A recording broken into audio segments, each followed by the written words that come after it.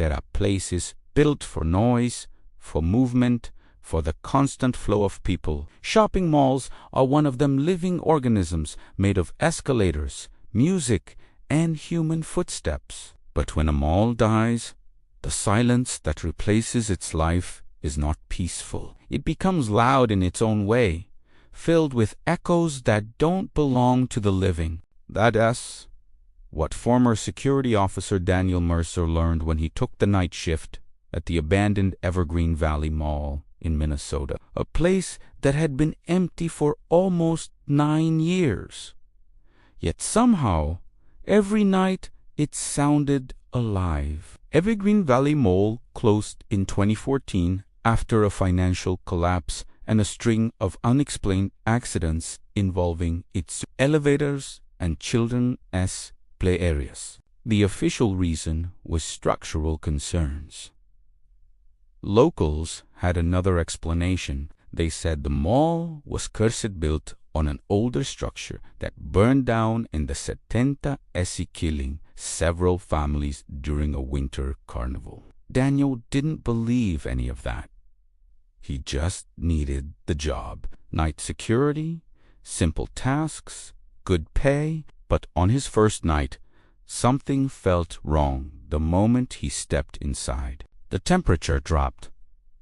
The PA speakers clicked, and somewhere deep within the corridor, he heard the unmistakable hum of a running escalator. Daniel knew the power to the mall had been cut years ago. Only emergency lights were functional, powered by a separate generator that barely illuminated the hallways. The escalators should have been dead. Yet, when he reached the main atrium, he heard them moving slowly, rhythmically. He stood there, frozen, listening to metal plates shifting and mechanical joints humming. But the escalator was completely still.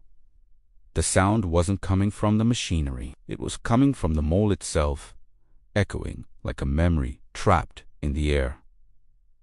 The second night was worse. At exactly 2:17 a.m., Daniel heard the faint melody of mall music drifting through the halls. The same kind of cheerful, overly bright instrumental jingles that used to play over the speakers years ago.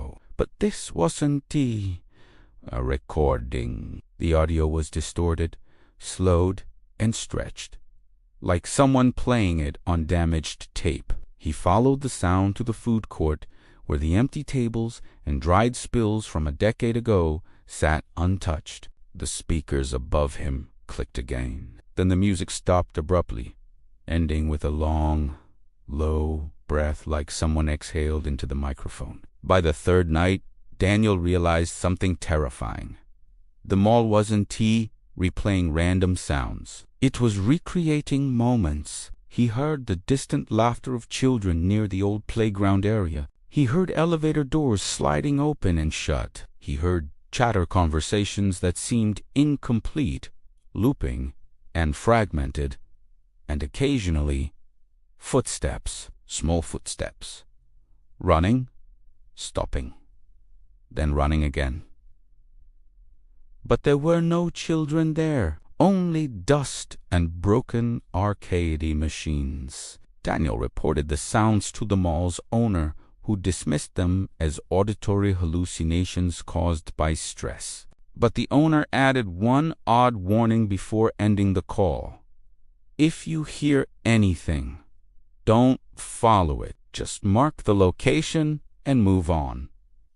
Daniel didn't understand the warning until he reviewed the CCTV footage for the first time. The cameras were old, low resolution, but they worked, and what he saw made his skin crawl. Shadows moving along hallways, elevator doors opening by themselves, and reflections in the glass storefronts, blurry figures walking past. Human-shaped, but every figure had no face. He rewound the footage over and over again, convinced it was some kind of glitch. But the faceless silhouettes always appeared when the sounds occurred. When the mall music played, one figure stood motionless in the center of the food court, facing the camera with a blank, smooth head. When the elevators hummed, another figure stepped out faceless, tall, leaning forward as if listening. And near the children's play zone, several small silhouettes ran past the camera, blurry and featureless. That night, Daniel brought a flashlight and a portable recorder. At 1:54 a.m., the escalator sound began again, this time louder, more rhythmic, almost like breathing. He walked toward the atrium. The temperature dropped instantly. His breath fogged the air. Then his radio crackled with static, and a child's whisper clear, close, and impossibly cold said, "Don't look behind you." Daniel froze. He didn't turn. He didn't breathe. And then he heard a soft patter of small footsteps running right behind him. He ran back to the control room, slamming the door behind him. For the next hour, he sat trembling, waiting for sunrise. At 4:03 a.m., the mall finally became silent again. But something else disturbed him far more than the sounds. When he checked the hallway camera where the whisper happened to feed, showed his own figure standing there, surrounded by 5 small children, all faceless, all staring at him. Except he hadn't seen anyone, and the timestamp said they were standing there for over 10 minutes. Daniel quit the next day, but 3 weeks later, he received a call from the police. The new security guard had gone missing. The last footage showed him walking into the atrium at 2:17 a.m., the exact time the music usually played.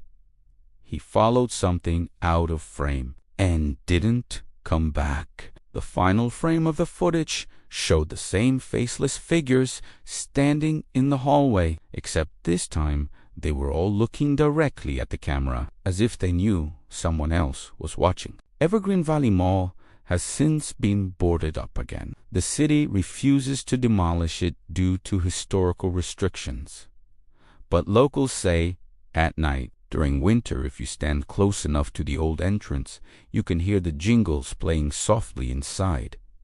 Sometimes footsteps, sometimes laughter, and sometimes, if the wind is still, you might hear someone whisper, "Don't follow us." No one knows what the faceless figures are. Are they memories? Residual echoes of moments so strong they refuse to die? Or are they something else entirely, something that only exists when a place loses its purpose but keeps its hunger? What is certain is this: Evergreen Valley Mall may be abandoned, but it is far from empty. The echoes continue, and the figures continue moving. They walk the halls at night, replaying scenes from a life that ended years ago, waiting for someone new to hear them, waiting for someone curious enough to step inside.